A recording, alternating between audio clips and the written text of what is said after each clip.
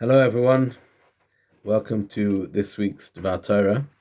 It's nice to be able to start with some good news.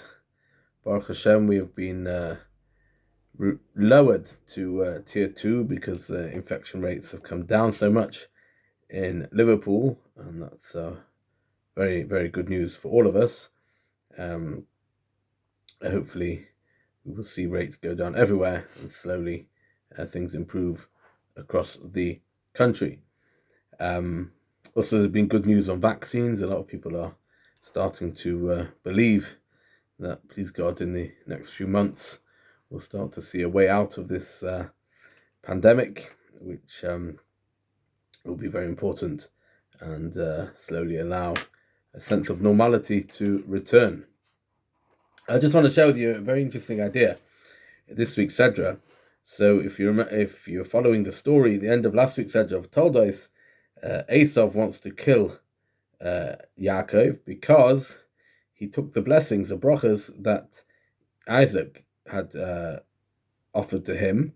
He stealthily took them, and Esav was so angry, he said, I'm going to kill Jacob. And Jacob was told by his mother, go to Haran, go to my brother's house, to the house of Lavan, and stay there until your brother calms down. And that, of course, lasted 22 years. It's interesting, on the journey, Vayeitzei, this week said, Yaakov went out of Be'er-Sheva. We're told that he stopped on the way at Mount Moriah, the Temple Mount, to pray. And Rashi tells us he actually went past it and came back. He said, how can I not pray at this holy site where my forefathers prayed? And it got dark when he was on top of the mountain, and he lay down and he surrounded himself with stones, put them around his head to protect himself from the animals. And then Rashi tells us in the morning, the pasuk refers to the Even, the singular stone that he put around his head. And Rashi tells us, quoting the Medrash, that the stones argued overnight. They said, no, we want the righteous tzaddik, Jacob, to place his head on me. Each one said, no, I want he should place his head on me. And God made a miracle, the stones fused together. Now, those of you who've been coming to Kef, where we've been talking about the Medrash, know that this is, the Medrash is not necessarily literal. The Medrash is trying to teach us an idea. So firstly, what is this idea that the tzaddik should put his head on me? Why does it matter to a stone if the righteous have their heads on them or not? So this is a very important principle which we learn in the Mesilas Yesharim, the Path of the Just. He explains how every item in this world is raised.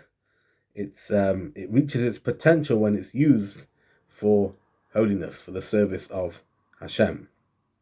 In fact, the Gemara tells us a story of Rabbi Huda Hanossi, the great rabbi who wrote the Mishnah, who a cow was being taken to be slaughtered, and it ran away, and it tried to hide itself under where he was learning with his students under his coat. And he said to it, no, go, because that's what you were created for. In other words, when an animal is consumed, especially when the highest level it was to be consumed on the altar as a sacrifice, even if it's consumed, let's say, in honor of Shabbos or Yom Tov, or even just to serve a holy purpose, that is a fulfillment of its potential. So the stones, so to speak, wanted to fulfill the potential. They wanted to be raised in that they would now be used for a holy mitzvah, meaning, of course, the ministering angels representing the stones. Obviously, the stones themselves have no feelings, but there was a sense that the stone wanted to come to its completion, and they wanted the righteous tzaddik to put its head on them. And the message is that when we all unite, when we all want to serve Hashem together, then we fuse to become one. So all those different stones that wanted to be serving God by supporting the head of the righteous tzaddik, they became one, because serving Hashem together is what really unites us at a very, very deep level.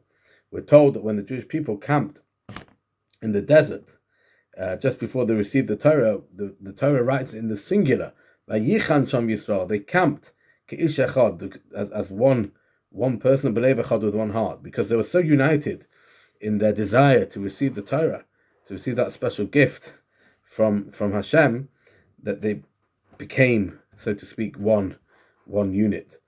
And unfortunately, what we're suffering in lockdown is very much that inability to unite, because we can't daven together, we can't have Shabbos together, we can't socialize in the spirit of serving Hashem together.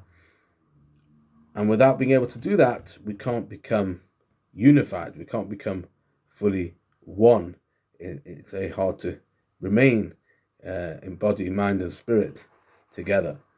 Of course, we Zoom, but it's only a poor virtual substitute. It doesn't have that energy and experience of davening and learning and experiencing things together. So please God, for me, the really good news that we're lessening the lockdown, going into tier 2, and please God, we'll continue to see progress, and that we are hopefully moving in the right direction in terms of vaccines and other potential medical solutions. The good news is that please God, we'll be able once again to unite and bring our disparate parts together in the service of Hashem and become one.